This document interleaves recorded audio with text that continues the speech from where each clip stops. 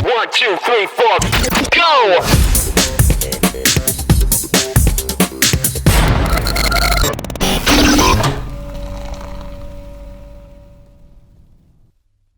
So yun, meron tayong customer. At syempre, as usual, pinsan natin. Yan. Tapos meron pumunta dito kanina, nagpagawa din ng tarp. Yan, printing tayo. Nag-adjust pa naman tayo, tapos hindi tayo nag-testing. Pero, sana maganda. Ayan, yung kulay na. Color blue. Tapos yung isa naman, color mink. Andito pala si Ate Adi. Hi, Ate Adi. Aroy! Panay bakbak. Aroy! So, ayan. Oh, ayan. Color blue. Hindi pa rin natin talaga matansya yung gilid.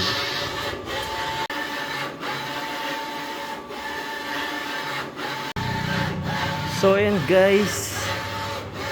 Printing tayo ng tarp ni Ninang Peng.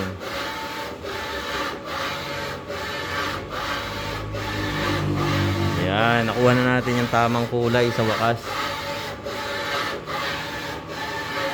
Nakailang ulit-ulit din tayo. Parang hindi ko nag-get na yung media. At yun na nga, nung nakaraang vlog natin, di ba meron tayong tarp sash na after nung ginagawa natin, meron ulit nag-inquire. Nakuha din natin yun. At ngayon, may sash ulit tayong gagawin. At medyo maganda-ganda na yung takbo ng ating printing. Sa tarpaulin, may pailan-ilan na din. Pagaya ngayon, dalawa nito kay Peng, dalawa nito, tapos dalawang 6x1, at saka meron nag-walk-in na pinsan ko. So, mga kamag-anak pa din. Pero at least, okay na din. Kahapon naman, may nagpa-print din. Tinabot ako ng 2 AM, kakahanap nung tamang set ng kulay. Yun pala, mali yung setting ko sa layout. Dapat naka CMYK.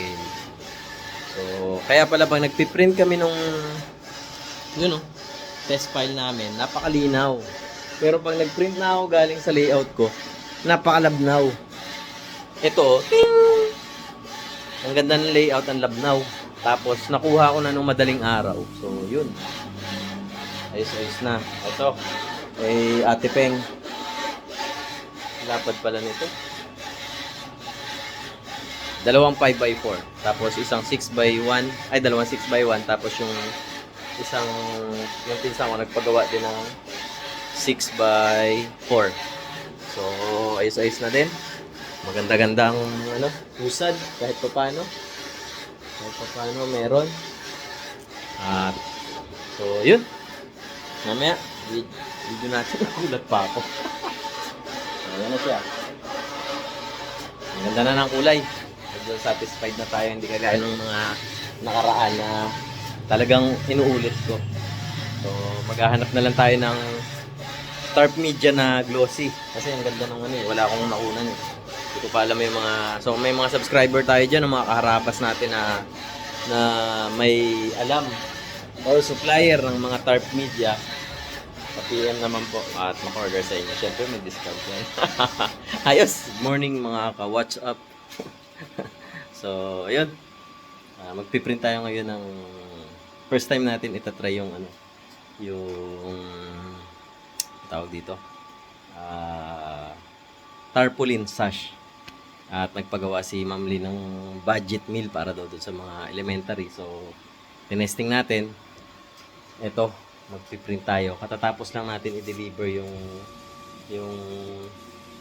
mga tarpaulin ni Princess JB. Isang karangalan ng mapagsilbihan ka. So, 4 na tarp yung pinagawa niya. 4, 0, 1, 2, 3, 4. Dalawang 5x4 tapos dalawang 6x1. Hindi ko alam kung saan gagamitin ni Peng yan. Meron ata siyang lalagyan doon na sa harap ng ng pinagpupwestuhan niyang building. So, yun. Happy tayo para kay Peng. At maganda ang takbo ng kanyang negosyo. Happy tayo kay Meses. Maganda ang takbo ng kanyang negosyo. Ano pa ba? Meron pang mga pagawang gift cards. Si Meses. Abang-abangan yan. May order siya niyan. 200 pieces. May order siyang 1,000 pieces na sticker. Merong pa-layout din kanina na walk-in. Pinsan naman natin na tarpaulin. So, sana magtuloy-tuloy at medyo maganda. Araw-araw may napiprint tayo ngayon. Parang 2-3 araw na sunod. At sana magtuloy-tuloy pa. Ano pa ba? Meron yung pinsan natin. May order din para dun sa binyag ng anak niya. Na ang tawag dito 10 pieces na mug, 100 pieces na ref magnet, tarpaulin, tapos kanina kahapon nag-order ng 30 pieces na mug ulit para sa simbahan. Pag mga pang simbahan, siyempre ibang price yung bigay natin, may discount tayo dyan na maganda-ganda. Tapos kanina nag-order ulit ng baso rush. Tapos yung si Inyel, nag-order din ng 50 pieces na calendar. Yung 100 pieces na calendar ni Meses, na-deliver na natin kanina. So, bukas makakapaghatid tayo ng sticker at saka itong mga gift certificate niya. Pati sticker sa school ng mga basurahan. Meron nag-order sa atin, waterproof, scratch-proof. So, yun. Sana magtuloy-tuloy kahit papaano may mga konti-konti tayo. At saka kay Sir Nunong pala at saka kay Sir Nards na pinapasahan tayo ng mga projects, carbonel sticker,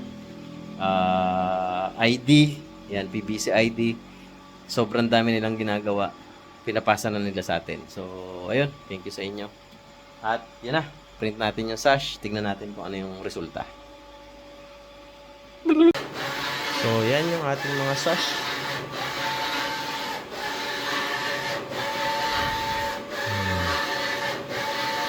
Mga cartoon character daw yung kanilang team. Ano ba yung tawag doon? Basta kung ano man yun. Yan. Kaya yun yung isipan natin gawin. Maganda naman siguro. Sana. Ayos. Bali ano yan? 10 pieces. Ano sinasabi mo? Nandito na tayo sa panahon na? Dito na kami sa panahon walang pakialam kung kailan maliligo. Alam mo yun? Hanap ka ng islat kung May dalo. Sa pawin. ligo-ligo sa Para pawis. siya yan. Yung mga anak na magpabayaan na. Anak! Oo. So yan, good morning guys. Piprint tayo ngayon ng 4x6. Na paggawa ng pinsan natin at saka dalawang 3x4 na paggawa ng isang kaibigan natin na may printing shop dyan. So, no self check muna tayo. Kasi kaka-open lang natin. Boom! So, yan. May hawa talaga to. Okay na yan. Goods na yan. Print tayo. Lagyan natin dyan ang space. At ayan. So, dito tayo sa magulong tindahan. Testing natin. Hindi ko pa rin maigitna hanggang ngayon. Hindi ko alam paano igitna talaga. Manood tayo ng YouTube. Ang gamit natin ay main top. Opo. Ito na. Bababa yung Ayun. kuko. Ay, umuusad ka rin pala. Ayun. Ayun, oh.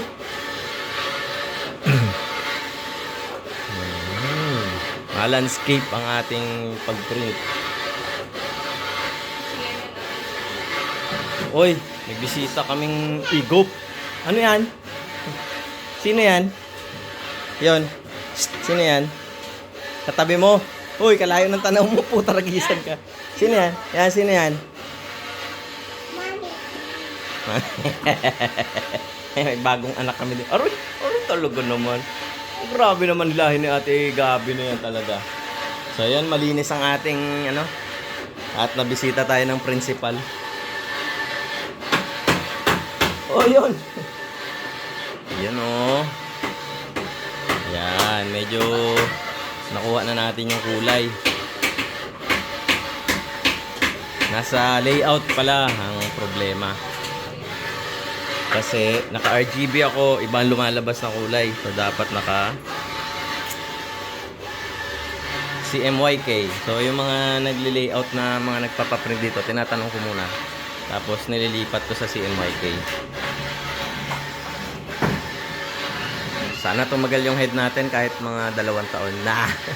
Ang buhay lang daw niyan ay 3 months. 3 to 4 months. Yung iba, 1 buwan lang. So, sana, pag-swertehin tayo sa head na yan na nabili natin kay Sir Romnick Relos. So, sa mga gusto, kailangan ng technician. Yun guys, PM nyo lang si Sir Romnick Relos. Kahit nasan kayo, pupuntahan kayo. Ayun, no? Bago tayong empleyado. Ito naman ay ang sticker ni Meses sa kanyang lechonan. Ito ang nagpaswerte talaga sa lechonan nila. Yan, sticker na to. Yun oh. Grabe. Oh, 'di ba? Oh. Ganda 'yan. Hoy. May upuan kayo doon, ba't diyan kayo sa lapag nakaupo? Kakainin ng uod niya mga puwet mo. Nakita mo 'yun doon sa bayan? 'Di ba? Ew, yung paa may mga uod. Doon upo doon. Masakit yung tiyan mo kagabi. Sasakit na naman tiyan mo. Gabi. Wala. Matigas talaga ulo. Hindi kaya. Gaya dyan lang kayo. Yun.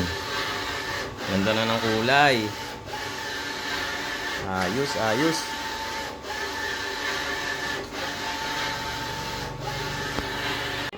Oh, yan oh.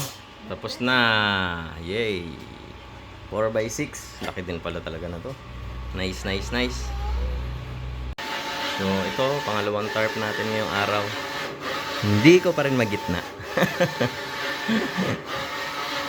May next pa dito, ganitong size din. Baka magitna na natin yun. Konting adjust pa. Yun o. Ganda ang kulay niya. Lutang. Ito na yung ating pangatlong print ngayong araw. Ayun o. Ayos.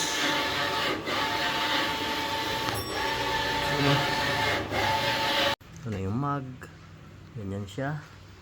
Yan si at Tita Ina. Ayan. Putik pa mapasok ah. Yan. Transparent siya. Tapos, pag nilagyan mo siya kunyari ng makukulay, gaya ng mga ganda dito at mga gatas. Ito, sample. Boom! Oh, yun na. Yun na siya. Meron na siyang gatas. Yan na ang kanyang itsura. Oh, yan na siya. Yan.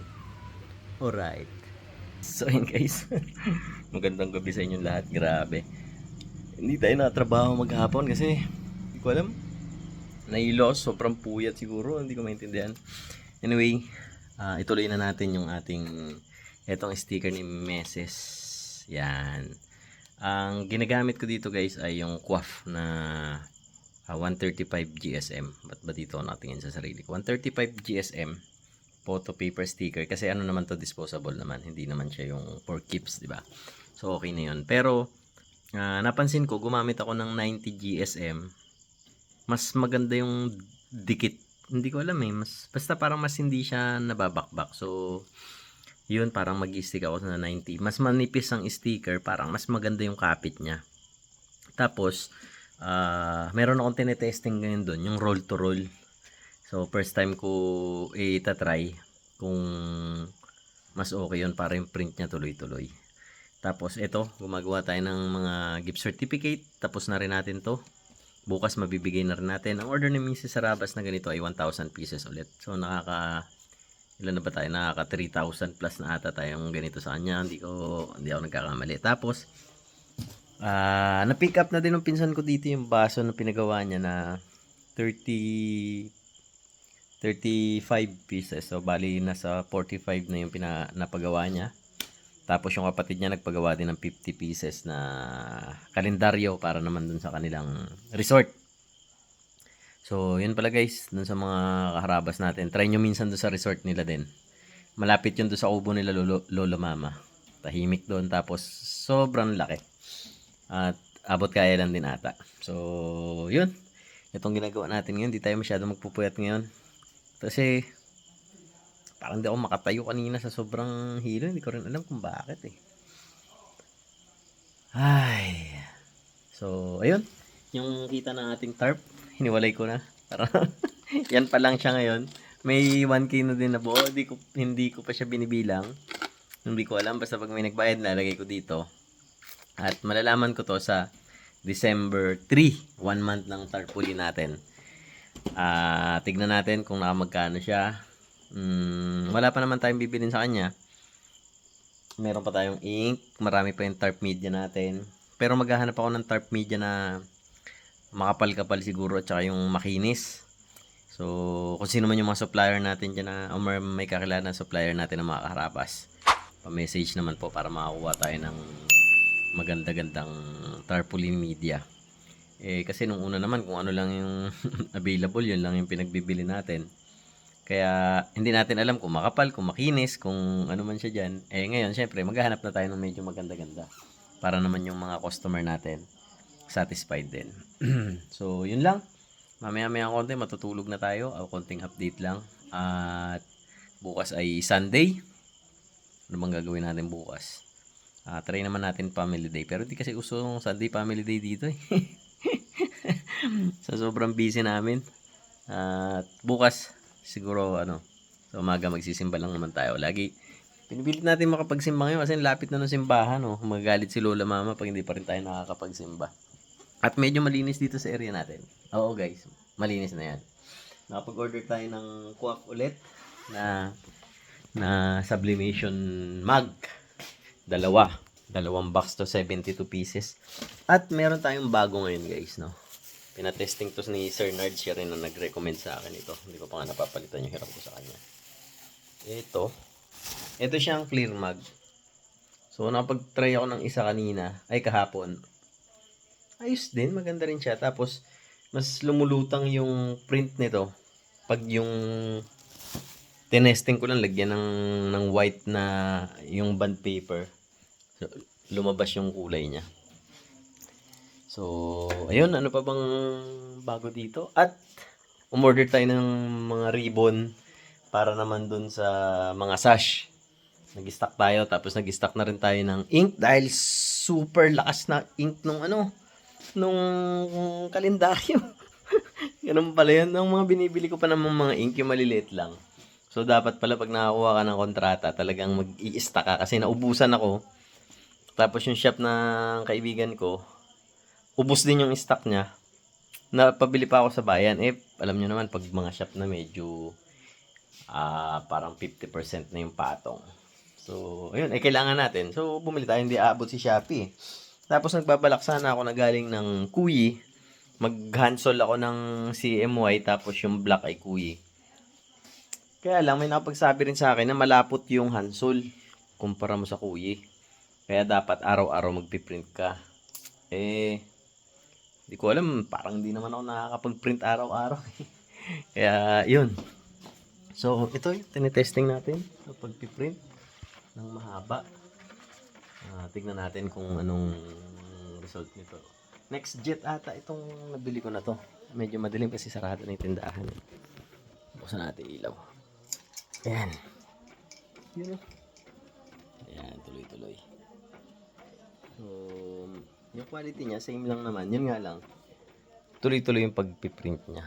Hindi na rin bantayan kasi naglalagay ako dito minsan 10 lang. Kasi nagdodoble kain minsan yung printer. Bopals din ata itong printer na to. So, ayan. At ang mga pera dito guys sa tindahan, hiwa-hiwalay. Ayan. Pera ng tindahan to. May pera yung kapihan. Pera ng printer. Ayan. Ito yung mga printer. Bukod pa yung pera ng tarp. Pera ng GCash. At kami wala kami sariling pera. So, yun para pagdating ng end of the month. Pinukompute ko kung kumita ka ba sa printer mo, kung kumita ba yung tarp mo, kung yung Gcash mo ba may laman pa. So, hindi ko hinahalo-halo para malalaman mo kung saan yung may problema, bakit walang kita yung baka print ka ng print, wala na ka naman palang kinikita. Tigil mo na ang kalokohan mo at nagpapagod ka lang. So, ayun. At sana lang tumagal na medyo matagal-tagal yung DX11 natin. Kasi talaga, nababasa ko yan, 3 months, swerte mo na. Pero may mga umaabot ng taon, sana umabot din ng ganun. 3 months, kailangan meron ka na kagad na 12 to 16K, depende. Hindi ko pa rin alam eh. May refurbish, may brand new daw. Hindi ko pa masyado talagang alam. So, medyo maasa pa tayo sa technician ngayon. Pero yun yung kailangan mong budget na itabi. So, sabi ng technician, 200 per day para sa head, gawin mong 300 para sa consumables. Sa tingin nyo ba may 300 per day na to? So, yun, kung pag ito nasira ng less than 3 months, abono yun. Sure ball yun. Pero sana, magde-December, may madami sanang maging reunion at madami sana magpagawa ng tarp para kahit papano makabawi-bawi tayo sa pambili natin ng head. So, yun. Maraming salamat ulit sa inyo sa panonood at congrats sa mga nakatapos naman ng walang kakwenta-kwentang vlog. So, yun, ito na naman ang vlog natin, content natin. Siguro mapapadalas na ganito lang muna yung content natin kasi hindi talaga tayo nakakalabas. As in, hindi tayo nakakalabas. Tapos, isang beses lang tayong lumabas. Saka pa napunta dito sila Ma'am Aimee. Shout out kay Ma'am Aimee na sinadya pa talaga tayo dito. Dumaan dito. At wala nga ako dito sa bahay. Pero dahil madalang naman yung pagkakataon na ganun, umuwi ako dito para magkita kami. Kasama yung kapatid niya na reseller natin. So, shout out sa inyo ma'am at dun sa dalawang kasama niyo po. So, yun guys, maraming salamat ulit. Sobrang daldal ko na. Ubus ko na ang isang kaong Marlboro na pula. Alkohol at tubig ang pansamantalang nagpapasaya.